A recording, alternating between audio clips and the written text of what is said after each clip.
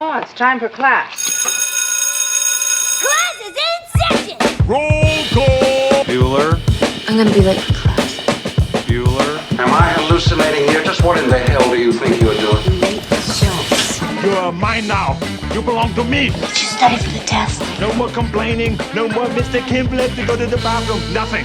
There is no bathroom. Hello, classmates, and welcome to another episode of Middle Class Film Class Movie Review Edition. I'm your host for today, Joseph. I'm Peter. And AI Tyler. Yeah, is here. I learned a new word today. Big whoop. What about it?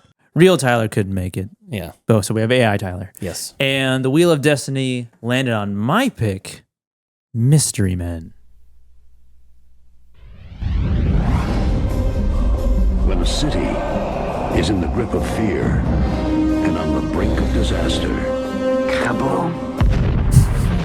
who among us will take a stand against the forces of evil? Daddy is home. Universal Pictures presents a new league of heroes. Let's do some carnage. Yo, what's up, Tiger Lily? This summer, expect the unexpected. Wow. Ben Stiller, William H. Macy, Hank Azaria, Janine Garofalo, Kel Mitchell, Greg Kinnear, Claire Forlani, Paul Rubens, and Jeffrey Rush. Hang on. Mystery Men. I don't find you threatening Oh, well, you're kind. at all. August 6th. Keep a lookout Yeah. for Mystery Men, coming out August 6th, 1999. All right, Mystery Men. And I'll give a quick synopsis on this. A group of inept amateur superheroes must try to save the day when a supervillain threatens to destroy a major superhero and the city. The major superhero being Captain Amazing and the city being Champion City. Yeah. And it's like a future kind of dystopian type of steampunk city a little bit. I feel like it's more specifically modeled after Gotham City. Yeah. Vaguely 60s era like time capsule. Yeah. Just more neon. Yeah. More neon and yeah, a little Gilliam-esque. Yeah. A little bit. Well, fish angle and Dutch. Yeah. Fisheye lens and Dutch angles don't help. Yeah. Directed by Kinka Usher. No relation to Usher. And please don't Kinka shame. Usher baby. Written by Neil Cuthbert and Bob Burden, starring Ben Stiller, Janine Garofalo, what the narrator said. Bob Burton wrote the comic books, the original comic books. Oh, really? Mm-hmm. Cool. And Neil Cuthbert is responsible for other projects such as The Adventures of Pluto Nash, Hocus Pocus, The Return of Swamp Thing. And that's about it. And yeah, some other series, TV movies. Kinka Usher, the director, this is their only movie. Yeah. They directed Volvo commercials, Nissan commercials. Yeah. And just one movie smack dab in the middle of that, Mystery Men, and then nothing else. He's a winner for Outstanding Directorial Achievement in Commercials for Sony Egg, Mountain Dew, Pepsi, Michael Johnson's World, and Miller Lite. Interesting. Yeah, in '97, Ad Awards. He won a nominated '97 and one in '99. Same year he made Mystery Men. Cool. That's how he got the funding for the movie. This guy makes Pepsi commercials. We can make this Ben Stiller movie. Yeah, this wacky comic book movie. And a more in-depth storyline is, in order to generate more endorsement revenue, Champion City's resident superhero Captain Amazing arranges for the release of a supervillain, Casanova Frankenstein, like Megamind in that regard. Yeah. Only to be captured by him. The city's fate rests in the hands of 7 loser superhero wannabes, the fork-flinging Blue Raja, played by Hank Azaria, the shovel-wielding Shoveler, played by William H. Macy, the possessed bowling ball-hurling Bowler, played by Janine Garofalo, the flatulent Spleen, played by the late Paul Rubens, and the only when nobody's looking invisible boy, Kel Mitchell, the mysterious Sphinx, I never remember the actor's name. Wes Studi. Wes Studi? Yeah. Oh, Studi, and his first name is Wes. interesting. And then the perpetually angry Mr. Furious, played by Ben Stiller, who's like the leader of this so-called they're not called the Mystery Man throughout the movie. Super Squad. Yeah. They can't decide on their name. And then Tom Waits as Oh, well. yeah, Tom as Waits, Doc Heller, the non-lethal weapons maker. Yes. And I liked him. And this is a movie kind of from my childhood. I have a vague memory of seeing this in the theater. But I definitely, if I didn't see it, I've seen it before. I've definitely watched it like on television because I remember a lot about it. And I also didn't remember quite a bit about it as well. I definitely didn't remember the beginning of the movie at all. I like had no recollection of what was going on. Which was the rest home scene? Yeah, the old folks home. With Artie Lang, I think. That is Artie Lang. He was like the leader of that. The Red Eyes. Yeah, the Red Eyes. Yeah. And I think you are the one who gave me a VHS copy of this movie, right? Did I? Of Mystery Men? Maybe. Like a long time ago? It wasn't. Within the last year. I don't. No, that wasn't me. Who was it Adam? Oh, no. Maybe I got it from Adam when he did his pop-up at some like market. Yeah. I think that might have been it. So thanks, Bootleg Cinema. And this is your first time watch for Mystery Men? Have you heard about it before? So my only familiarity with this is I've talked about Jeremy, my cousin, who's like, we grew up like brothers. But we're cousins by blood.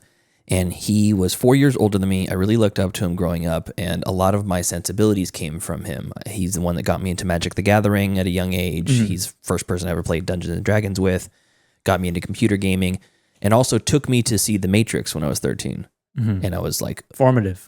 Yeah. Huge. And he saw it, and he said, the movie's so bad that even if they were giving it away as physical copies as kindling to keep warm in a blizzard, I wouldn't take it. I remember that specifically. Okay. And I was like, oh, that's really bad. And at the time of its release? Yeah, he saw it on first release. Oh, okay. And because of that, I never watched it. Oh, okay. That was literally... It just stuck with you. That's all I needed to know. I said, oh, not worth my time. Won't watch it. The person you look up to says, this thing is bad, so I'm staying away from that. Not just bad, like the worst. Yeah. He's like, it's one of the worst movies ever. So that was my only recollection to it. And then the fact that I realized after watching it that it was part of the All-Star Smash Mouth All-Star music video. Like the characters from this movie, the clips from this movie were in the music video. Oh, really? And Smash Mouth was like omnipresent at the time. Yeah, he was an all-star. Walking on the Sun, All-Star. What's the... Loser? No. What's the one with the... Is that the beginning of the song? All-Star? I don't know. What song? Shape of an L on her forehead. Well, there's not coming, that's not coming. Back to the rules. And It is All-Star. Hey, yeah, it is. Because I always associate it now with Shrek.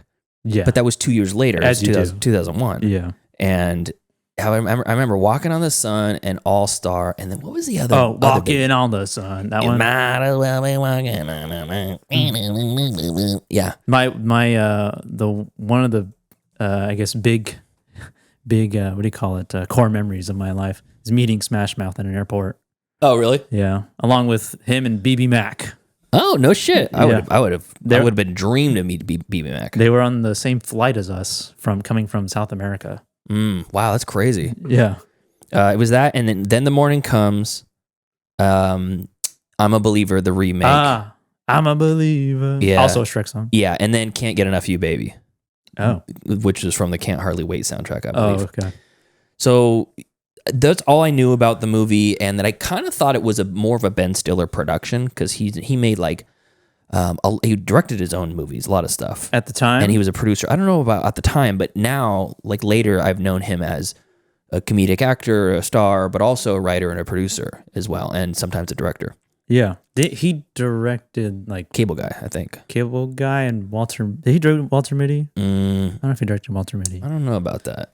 Yeah, I don't know at the time though if he was doing. No, I don't think he's quite there yet, but was my overall impression of it, because from the screenshots and like the clips that I'd seen, I kind of got the vibe that it was similar to those like over the top, like a Zoolander or something like that. But I realized that it was not that. And let's see here. Reality Bites, he directed. The Ben Stiller Show, The Cable Guy, he directed. Zoolander, he directed. Tropic Thunder, he directed. Right. But those were much later. 99. Zoolander was 01, so that was 2 years later. Oh, okay. And this felt to me like my knowledge of Mystery Men was kind of like Zoolander. Yeah. Oh, hey, Heather and Angry Otter's in the chat. He's in Vegas. What's up? Yeah, I've Wes Studi is dope. Heather talking about how absolutely you've seen him before. He's really good. I think he's in Reservation Dogs. He does a lot of like a Native American centric. Was he in Last of the Mohicans? Productions, probably. I would imagine so. I think he was in the one that I just watched too. Oh, he was Last of the Mohicans. Yeah, I think he was in that one I just watched too with Christian Bale, where he has to like Hostiles, yeah. Mm-hmm. Yeah, he was in Reservation Dogs. So, anyways, that was what I thought about it, and I think that my biggest problem with this is that it's obvious that this is a first-time director, and it really makes sense that it's a commercial director or like a music video director. And I was thinking, like, with all these crazy cameos, it's like a 10-second spot for Doug Jones, 30-second spot for Dane Cook. Oh, yeah. A 2-minute spot for... The Waffler. Yeah, a 2-minute spot for Michael Bay as the leader of the frats. Oh, yes. Yes. I was like, is that a hockey player? Because he looks so familiar. Yeah, that's Michael Bay. It's actually Michael Bay. Tall, lanky Michael Bay. He looks like Randy Johnson, a tall, lanky pitcher. And then I was thinking about it, and I'm like, that's kind of interesting. They have all these really small parts. There's Dana Gould is in it. A lot of like really, really, really small parts of people. Artie Lang, yeah. But Michael Bay specifically, I was like, why Michael Bay? This doesn't seem like a Michael Bay movie. So I connected the dots.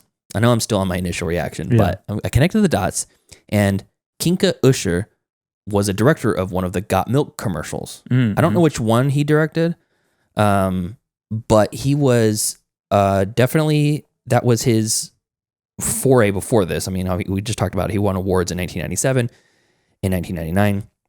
And let's see here. It doesn't credit him on here, but I read up about how he's part of the Got Milk movement. He didn't write the original, like the copy for it, but he did one of the versions. And Michael Bay did the most famous Got Milk, the one with Aaron Burr and the famous duel, the peanut butter sandwich.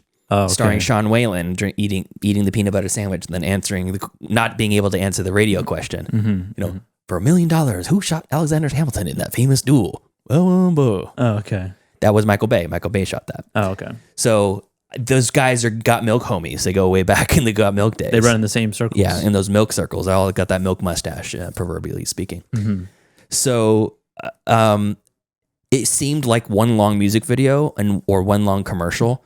Especially with Captain Amazing, because the whole movie's based on someone losing sponsorship. Yeah, and it's like, this is a precursor to The Boys. This is a precursor to Megamind. This is a precursor to, gosh, take your pick. A lot of like the modern superheroes that we have today. Guardians of the Galaxy, the Rejects, the Cast-Offs, Syndrome from The Incredibles. Like this slighted, I could see just one step further if they made Mystery Men 2, one of the superheroes would turn rogue and be a bad guy like Syndrome from The Incredibles. So I thought there was a lot of great concepts, but overall the way it was put together was really off-putting for me. And I was like, the whole time I'm watching it, I'm like, it doesn't seem particularly edited well together. The finished work, like the polished work of like ADR and like sound design was pretty rough. There was one scene at the pool that was really, really rough. There's a number of scenes where you're like... It's like they're in a garbage bag. Yeah, there's a lot of scenes in that too that were just kind of distractingly, like surprisingly low quality. And also, you have all these fantastically funny people. Ben Stiller, Hank Azaria, William H. Macy. And he's not always known as like a comedic actor, but he's great. He's got great comedic chops. And they're just... I feel like they're completely underutilized. And there's a really interesting storyline that you could spend a little bit more time diving into with the Mr. Furious. Yeah. Because he's like, his power is useless. Yeah, he just gets mad. He gets mad and he starts smacking on the... Like he throws a tantrum. Throws a tantrum on the hood of the car. Yeah. Unsuccessfully like breaks the windshield, unsuccessfully pulls the nameplate off the front of that stretch Corvette limo. Yeah. And it's like, all of it amounts to nothing. And I feel like they could have played that up in a much bigger way. the stuff that I really did like was like the Blue Raja coming clean to his mom was cool. I was like, oh, that's great. And his mom has a heart for him and is excited that he's special and always knew he was going to be special. The reveal that he wasn't actually British was fun. Yeah. And then going back to the reveal to his mom that he is pretending to be British is fun. So it's like that worked really well for me. And Paul Rubens 100% worked. Yeah, the spleen. The spleen. Yeah. I know it's just the spleen, but you got to say it like that. The spleen. Yeah. Why are you guys always bagging on me? It really hurts my feelings, you know? You guys are looking for superheroes, right? It's so I mean, I love Paul Rubens in anything, but it's just, he's so disgusting and repulsive. And it's just that the tone of his character tells you everything you need to know about the movie. Yeah. But it's like all the rest of the stuff is almost like a bridge too far, like a little too bizarre for me. It's wacky, for sure. It is wacky. It's like Uncanny Valley. You know, it's like it's a really weird universe. It's like in Little Shop of Horrors, Frank Oz's Little Shop of Horrors, when they do the Suddenly Seymour sequence and they flash back to those like ultra. It's almost like Tim Burton in Edward Scissorhands-esque world that they're living in. It kind of feels like that. Like the grass is all fake astroturf, you know. It's a surreal world. Yeah, it's like the world. It's in Gamer, you know, that his wife is like in this like Sims universe, and that nothing's real. Everything's hyper sexualized or hyper focused on, you know, whatever the details are, just hyper realized. So it's like that entire world was like that in big parts, and then other parts was like Dark City or early Batman, Tim Burton Batman sort of stuff. And I liked that stuff too. There's a lot of good set pieces. Set design. There was. And ultimately it just felt like a lot of that had a lot of potential and then wasted a lot of the potential on it. So I'm not saying this is a bad movie, but I wasn't enjoying myself through most of it. And then like a fun scene would come on. I'm like, okay, this is really fun. You know, I liked Kel Mitchell. The bit. Yeah, the invisible boy. Nobody look at him.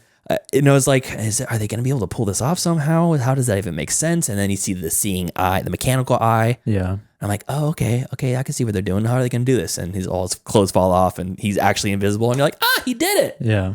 I was excited. He did it. And then he turned around, he's naked. So that was really fun. And Jeffrey Rush is really just having a blast. Yeah. In a role like this. Yeah. And the Casanova Frankenstein. I know. It's really funny because he says he gives a list of all the names of the villains. So we have here's some of the villains. Let's see, minor superheroes, major superheroes. Where's the villains?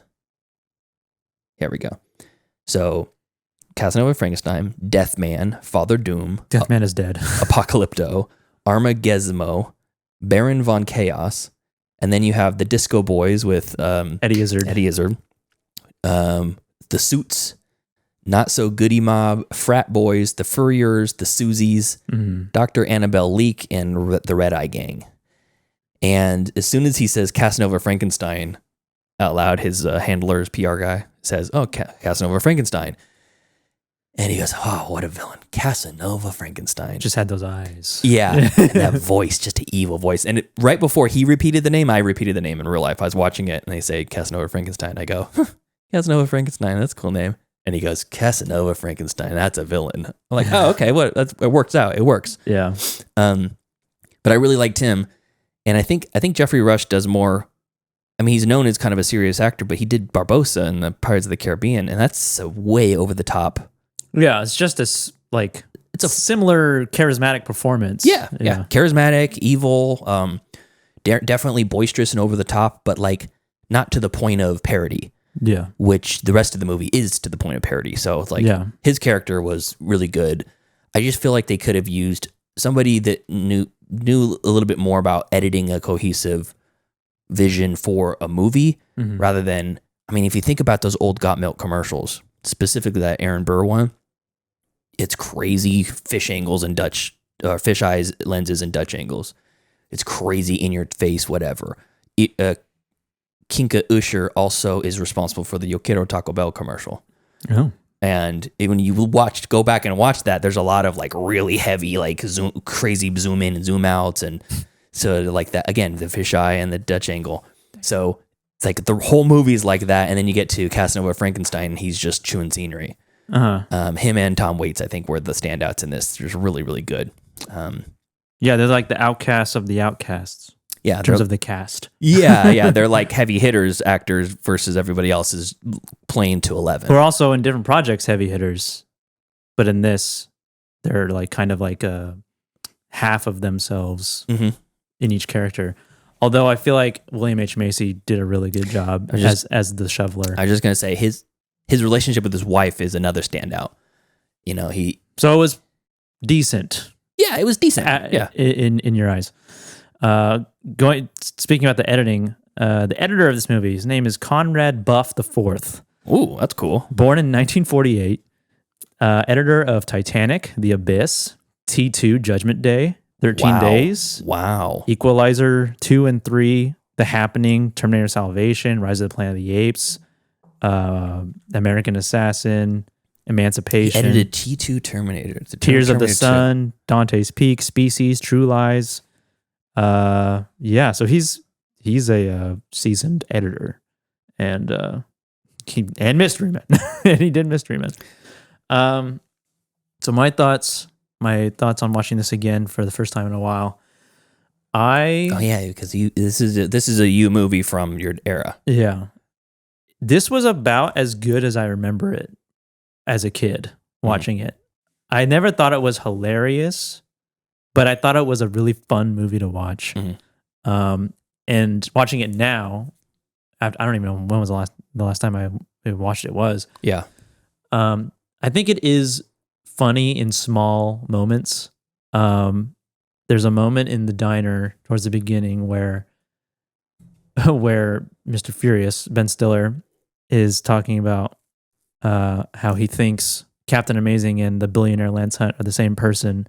And William H. Macy's like, no, it doesn't make sense. There's no way that it's him.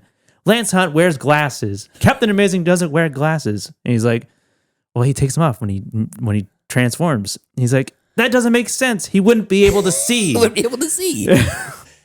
And it's really funny. That's great comedic timing. So like, as well of it's also like a parody of superheroes in general, of superhero movies and I guess superhero like stories, because they're not like it's a weird world because they're not like there are superheroes like the Invisible Boy. He ends up actually being able to do having that. a power and more and the bowler has like a legit possessed bowling ball. Yeah, and very dark. The Disco Boys, they have guns. And Ben Stiller, Mr. Furious, he gets mad, throws a tantrum. The Blue Raja, I mean, he's skilled at flinging forks and silverware around. Yeah, wouldn't call that a power necessarily. Captain Amazing, he's like Iron Man. He can just jet around. Yeah, and I like the premise of a sponsored superhero and it getting essentially to their head of like that's how a superhero gets paid is by sponsorships. They're like nationally known and everybody loves them, and Pepsi pulled their sponsorship. But because he did too good of a job of capturing all the bad guys, there's nothing to do, and that's essentially the inciting incident for the story. Is like I'm gonna release one of the bad guys back into the world, so I have something to do, and then it obviously shoots him in the foot. Shoots himself in the foot, and I like. There was a lot of things to like about it.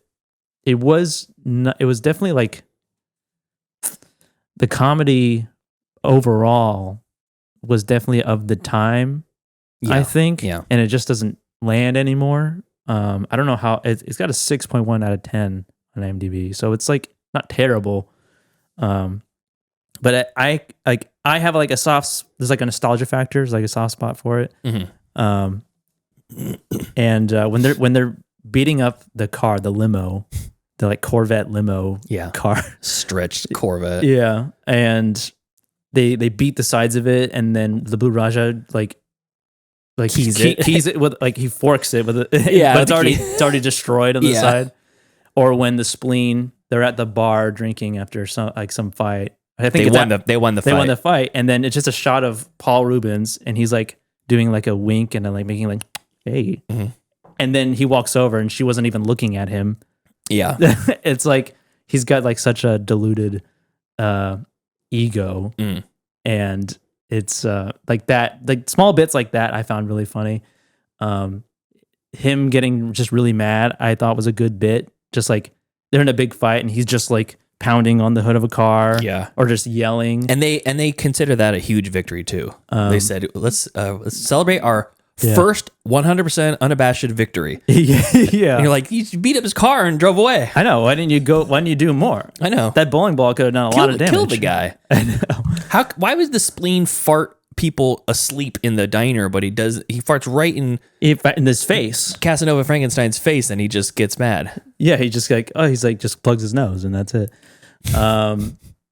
And it's treated like a wholesome cartoon because it's pretty safe for kids. It is, yeah. It's juvenile in the humor in a lot of parts. The most brutal and terrifying part is when they're trying to free Captain Amazing. Yeah, that was terrifying.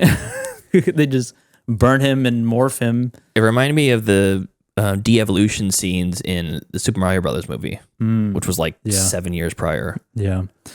There's a lot of things to like a lot of concepts to appreciate that maybe they just didn't have the funds. They put all the money into the cast. Could have been that. And the production was second priority to that. But there are some good comedic moments sprinkled throughout the movie, and then the rest of it is not quite as funny, at least not to me anyway. Very juvenile and immature. I mean, fart jokes are hilarious most of the time. Yeah. But just some other stuff that was it felt like there was some like outdated kind of humor in it, like kind of like gay jokes. Yeah. Or like he's not a fruit. The ballerina phantom or whatever. And they're like, oh, we don't want anything to do with that. Like, it was like a little, okay. Didn't age well. No. Not the worst thing, but definitely a little bit dated. I feel like that joke in MacGruber, they do it in a way that feels, I don't know, a little bit, it ages better when he's arranging the crew and you get big, what's his name? Big Country or whatever the wrestler's name. Big Show. Oh, and he kisses the dude and makes out with him, and then he's like, oh, I don't know. Okay, and then he scratches his name out. Yeah. I don't know why that feels like it's less mean spirited. I think it's more because MacGruber himself in the movie is a shitty person. Because he's a piece of shit. Yeah. Okay. But yeah, second watch, me and Deanna watched it. Deanna had a good time. I think we both had a good time watching it. It's not something I would come back to really, and it's probably not something I'd recommend often ever, I think. It'd have to be a very specific kind of conversation. But I like the idea of like the trash superheroes and like the almost like meta like parody of like making fun of the idea of like a Clark Kent with the glasses thing. Those parts of the movie I think were the best. Yeah. When they're leaning into the meta commentary and bending the genre or flipping it on its head or whatever you want to call it. What was the other stuff that was, I mean, I think anytime that they have the machismo and the swagger that you would normally get from a superhero, but it falls on deaf ears, like when he's hitting on the girl at the diner constantly. Yeah, I'm sorry about last night. Yeah. I was in an angry mode, and I know it can be kind of frightening. She goes, nope. Yeah. No, it doesn't. It's also a weird world because you have the people like these superheroes, but then everybody else, like the shoveler's wife or the girl at the diner, they're all like living in the normal world. Whereas you have Casanova Frankenstein and then the mystery men who are like kind of living in like a delusional world, almost like how you take a step back and watch like the Batman and the Joker, like you have a guy dressed as a bat and a clown fighting each other. And that like, it felt like it was kind of like that. Yeah.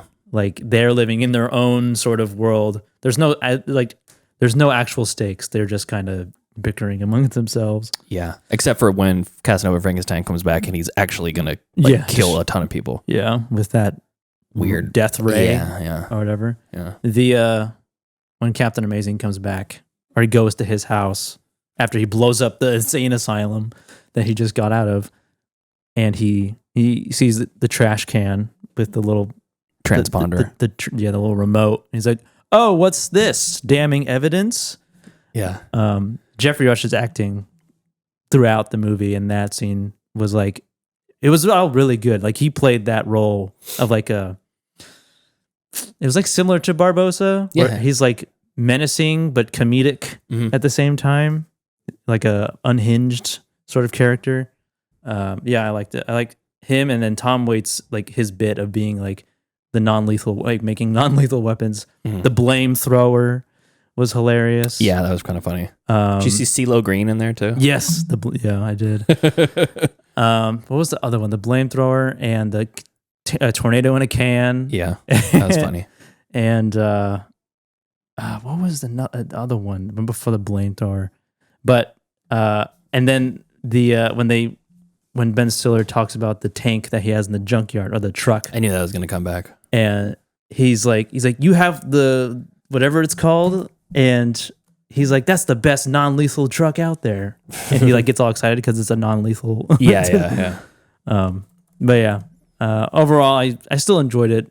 It definitely is not hilarious, but I think it's worth a watch if you're into like that era. It's a specific era, and it's like I'm more positive on it than I am negative because there's a lot to love about it. It's just messy, you know. Yeah, and sometimes that's that's fine in most instances because for one, you can tell that a lot of people are having fun with it. It was a commercial disaster, by the way. Oh, like 60, box office? Yeah, $68 million budget. It made $10 million. Youch. That's why I only made one movie. Oh boy, yeah. But I mean, there's like I said, there's enough fun concepts, and the good parts are close enough together where it doesn't. I wasn't mad that I watched it. I was a little mad it was over 2 hours though. It seemed kind of long. Come on, dude. It seemed kind of long, right? Oh, Joseph, the clothing shrink ray. Oh, the clothing shrink ray. Yeah, that's right. Kind of funny. Yeah. I liked the Rambler station wagon that they had for their. Oh yeah, the shoveler's car. Yeah, it's like a 59 or 60 or something like that. Yeah.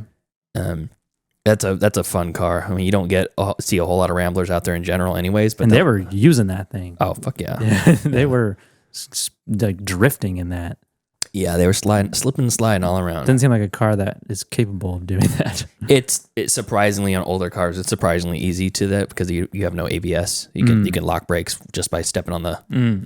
You don't need a lot of horsepower. You just need brakes that lock up. Oh yeah, and a wet ground which they had in that tunnel scene. Looking at the sets, the set of the house that Casanova Frankenstein lives in. Yeah. Me and Dan were like, is that the same house as Casper from Casper the movie, The Friendly Ghost? Oh yeah. I don't think so. I don't think it is, but a lot of the same sets were used in Batman Forever. Oh. From 1995. Really? Yeah. I'm okay, that makes sense. That kind of tracks. It kind of looks like it might be used. A little bit more neon, maybe. I have a list of other superheroes and or villains from the original comics. So it was the Mystery Men are just a team within this comic book called the Flaming Carrot Comics. Flaming Carrot is one of the superheroes, but there's a group within the comic books called the Mystery Men. Okay. So we have Bondo Man, Captain Attack. Bondo Man. Bondo Man. No information about him except for he looks like he's made out of sludge. So maybe it's car Bondo? I don't know. Bondo is like plastic polyester body filler. Replaced lead repairs in the automotive market in the mid-70s. Citrus Man, not so successful superhero. He can climb up walls by growing up them like a vine and squirt orange juice at bad guys. Oh, very cool. Flaming Carrot. Yeah, the Flaming Carrot's a surrealistic crime-fighting vigilante. His origins are just as warped as the stories in which he appears. Invisible Boy is in the comics. Jumpin' Jehoshaphat. He's got springs for legs. Nice. Mr. Furious, according to this, when he gets, the madder he gets, the stronger he gets, kind of like the Hulk. But we don't really see that in this one. Oh, really? Screwball, Silverfish, Spider Boy, Silverfish, like the bug? Yeah, like the bug. Spider-Boy is bitten by a radioactive spider. Much like the spectacular Spider-Man, a young boy becomes a not-so-spectacular Spider-Boy. He eats insects, hides in crevices, and likes to scare people. Star Shark, he looks like a starfish, but with like shark fangs. Oh. The Blue Raja's in the comics. The Bowler's in the comics. The Panic, the Shoveler's in the comics. The Spleen is in the comics. He's supposed to be a hippie in the comics. I do like his backstory. He was cursed by a gypsy. Yeah, and I blame my fart on a gypsy. That was a big mistake. Yeah. I was the one who smelt it. I will forever be the one who dealt it. Yeah. And then the Zeke, the member of Mystery Man who uses a technologically enhanced mask that, despite its strange appearance, has many useful features. It looks like a elephant trunk mask. Huh. The Zeke. The Zeke. Yeah. You know what else this reminds me of now that I'm thinking about it? The Tick. You seen The Tick? No, the show. So there's a cartoon show and then there's a live action show. Mm-hmm. Patrick Warburton played the Tick in the live action show, which I think was actually a really good casting, but the cartoon is so funny. The cartoon is great. His sidekick is Arthur. He's a moth. Mm-hmm. And there's the sidekicks have their, like, they're not allowed into the cool superhero clubs. They have the sidekick like headquarters outside. It's just like an empty room with the milk crates in it for them to sit on and play cards while everyone's in the cool clubs, like having fun and stuff. And I remember that the evil midnight bomber, what bombs at midnight, was one of his nemesis. Nemesis. He had the same problem. Yeah. It's a real problem in that world. The scenes that stick out to you? I mean the big home invasion towards the end. The Disco Boys, I thought, were kind of underutilized. Because they come up in a gang, and when they come and like ambush them after they get like drunk, and then the Sphinx shows up and he slices their guns in half. He doesn't come back. No, it's just the one time. And how did he do it? We didn't see him do it. That's his power. He just, with his mind. That's his power. Is it is it like this kind of motion? Like how does he? That's the chop, tomahawk chop. Oh yeah, and then his like little, when he was teaching them, and the phrases, like the formulaic phrases that are pointed out by Ben Stiller. It's like you must master your rage, otherwise rage will master me. Is that you were gonna say that? Huh? Is that what you're gonna say? Maybe, I don't know, something like that. Heather's accurate. Heather knows the Tick because his battle cry was spoon. He wanted to have a battle cry when he jumped into action. Oh, but he wanted to be something different than everybody else's because he's kind of dumb. And he's like, "How about this spoon?" And he'd like jump through a window and just shout that. And he said it was disorienting to his enemies. Also, he got a pet that he thought was a dog that was very nervous, and it turns out it was a capybara. Oh, and he goes, "Turns out you're not actually a dog. You're the world's largest rodent, a capybara." Which, thinking back now about the animation, the capybara does not look like a capybara. He looks like a weird Brussels Griffin rat mix or something like that. Oh. See if I can find a picture of him. This is from the comic? And this is from the cartoon TV show. Of? The Tick. Oh, the Tick. Yeah. Okay.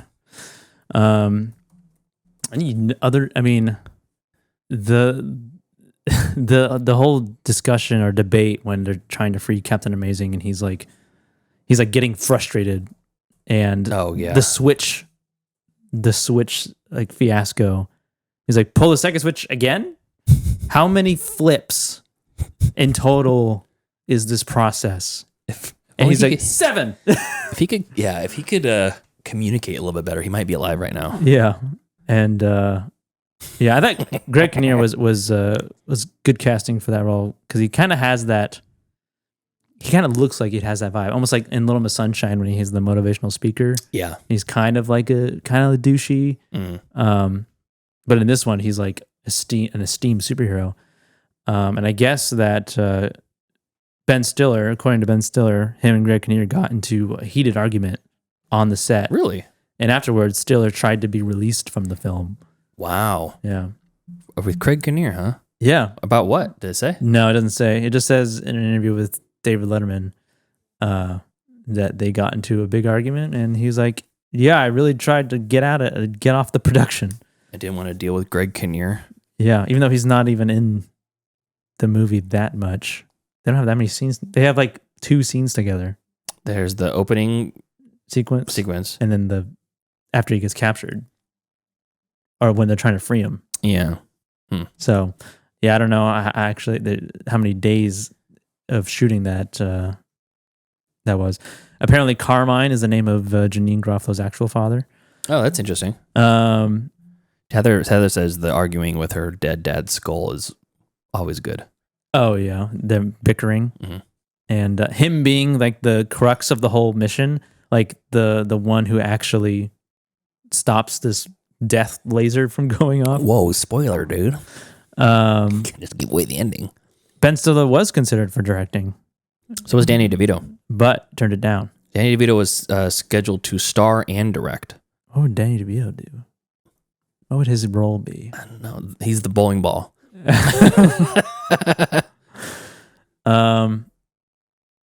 Yeah, I mean, this movie is like there's not a whole lot to take from it because it's not like there's some deep meaning behind it. No, but I feel like it does a good job of lampooning the superhero ideas. And from 1999 when it was made, had been a bunch of like Tim Burton Batman and Joe Schumacher Batman and all that kind of stuff, right? Yeah, I think the Batman Forever and had already came and went. Batman Robin had already came and went, I believe.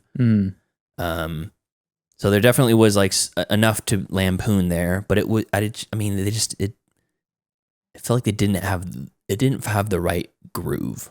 Like it wanted to pull something off, and I just felt like I missed the mark in a lot of ways. yeah. So a lot of gold kind of speckled in. So still worth a watch. Yeah. Especially if you want to see like where superhero movies came from till now. You know, it led to The Tick, The Incredibles, Megamind, The Boys, Guardians of the Galaxy. Like there's maybe not directly inspired all those things, but what Mystery Men did a lot of in small bits. Well, I think those other features had done in a much better but more cohesive way. Yeah. Janine Garofalo disliked the movie.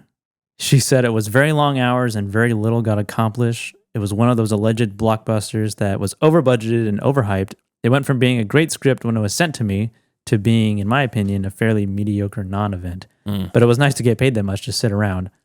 I have no idea what they were trying to do with the film, but they sure didn't accomplish it. Wow. Yeah. Heather's got some information in the chat. She says, let's see here.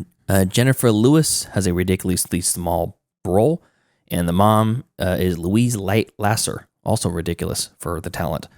And then she says that if this was released today, it would have been 2 or 3 movies like Dune is now. Back in the day, they had to cram in as much as they could possible into one film, and it shows. I still love the foolishness, though, and yes, I saw it on first run. Huh. I mean, I feel like I did see it in theaters with my mom. Yeah. I don't. If I asked her, I feel like she wouldn't remember. Tyler, did you see this in theaters? He killed a random person with a crossbow just to test out. I don't think that happened. The crossbow. Just to test out the crossbow.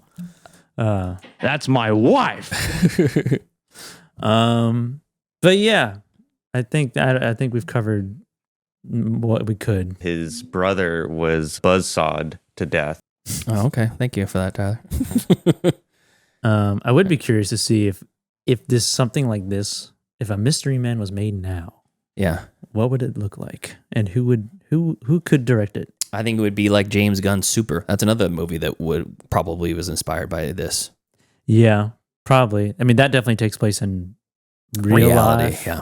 This is like a heightened, almost feels like a steampunkish type of reality. A little bit. Or dystopian future. Like it looks like it takes place in a different version of like the Blade Runner Los Angeles. Sure.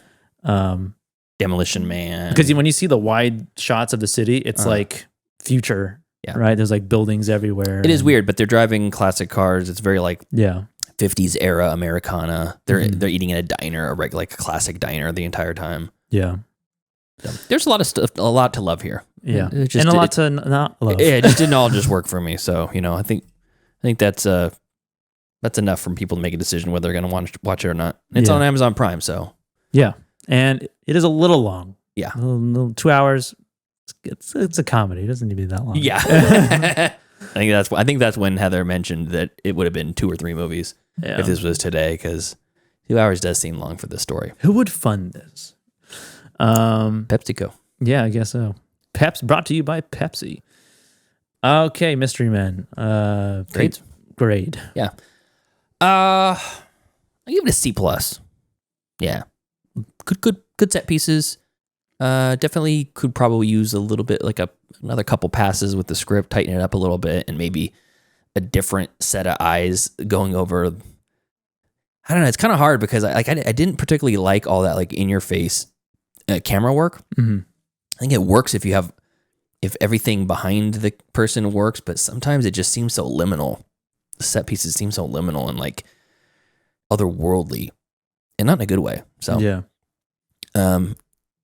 Yeah, I gave it a C+. Not the worst thing, but also like, glaring issues that I didn't enjoy.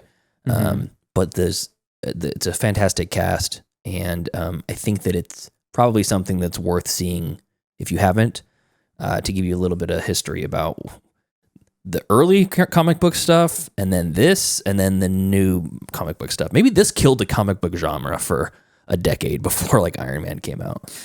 Yeah, people were like, "Oh, that's what we're getting." Okay, I don't know about this. Just stay home for the next These are the comic book release adaptations that they're making. Yeah, C+. Okay, maybe a C. I'll give it a C. I think I'm like a B-.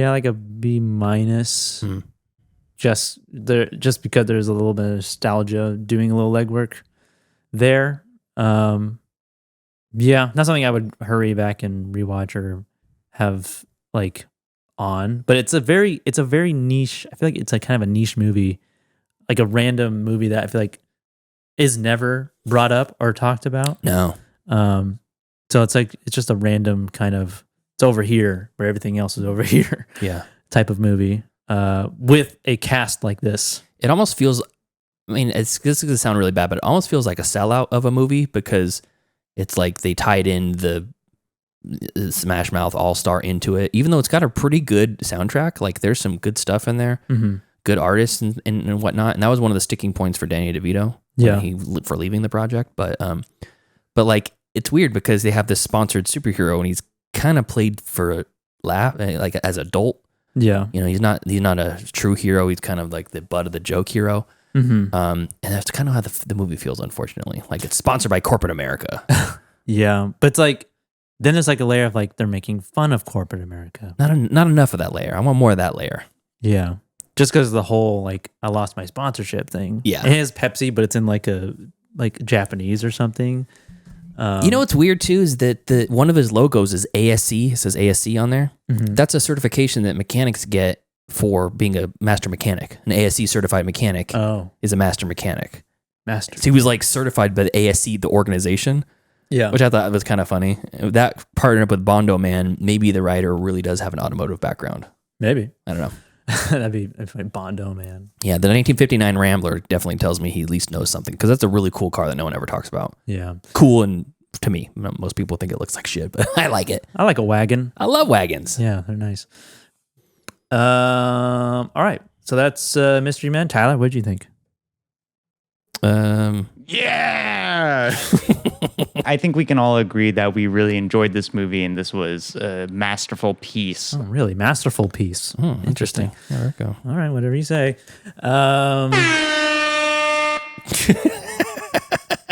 We bring the boom! There it is. All right. That's Off the Wheel. Mystery Men's Off the Wheel. And now it's time for the wheel. 1 wheel, 8 slots, 3 hosts. This is the Wheel of Destiny.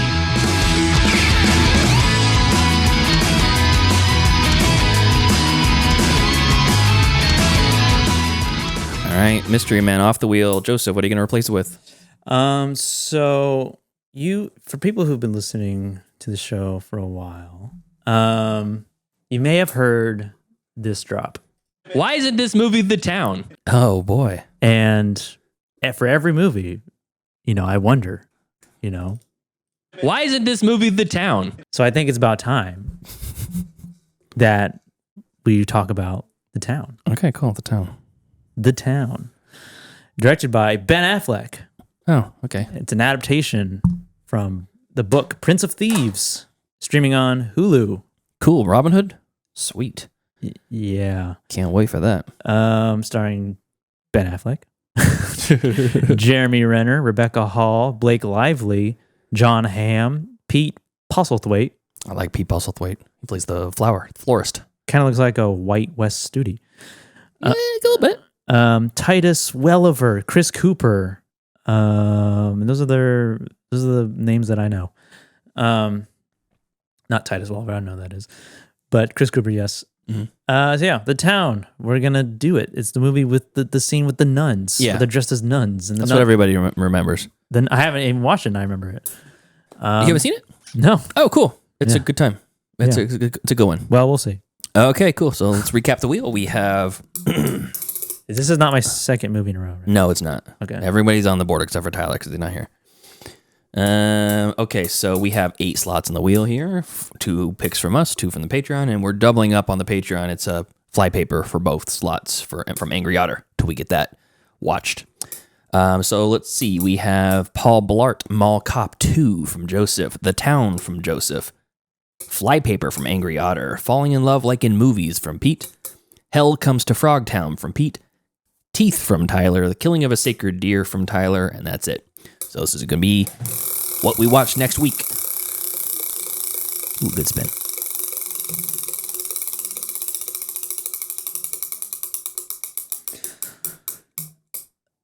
Ooh, Flypaper. Oh, okay.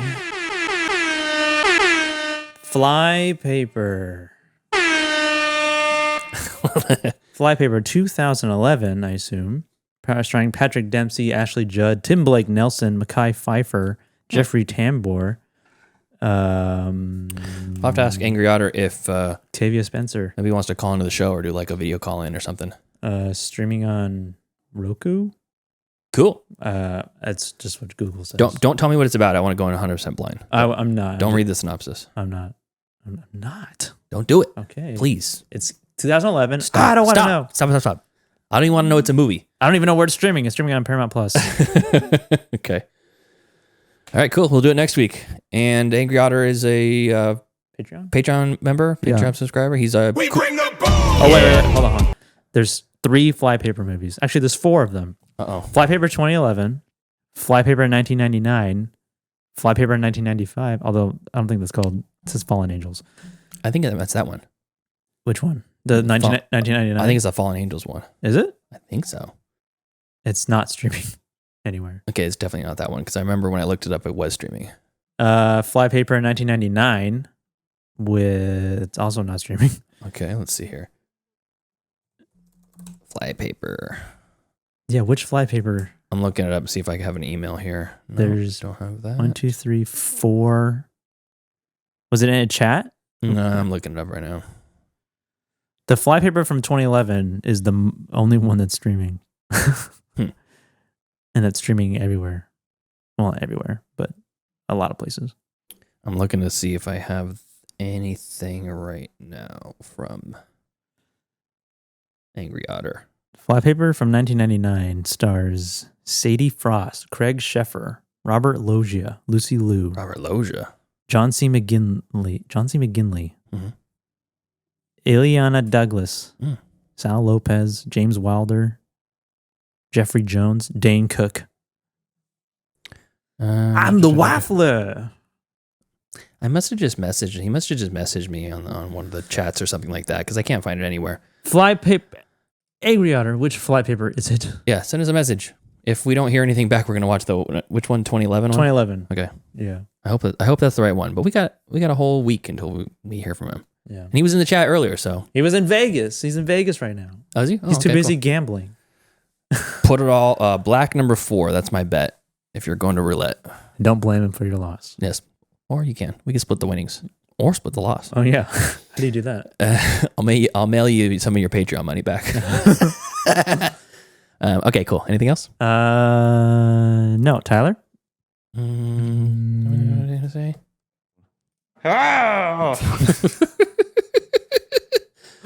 Do we have any more from him? I'm gay. I'm on the streets. I'm a tough guy. Don't mess with me. I'm gonna shoot you. Tyler's Yeah. all right. So thank you to our cool ass yard dudes over on Patreon. That's Javier, Heather, Michael, Steven, and Chris. And Michael is Angry Otter. That's his real name.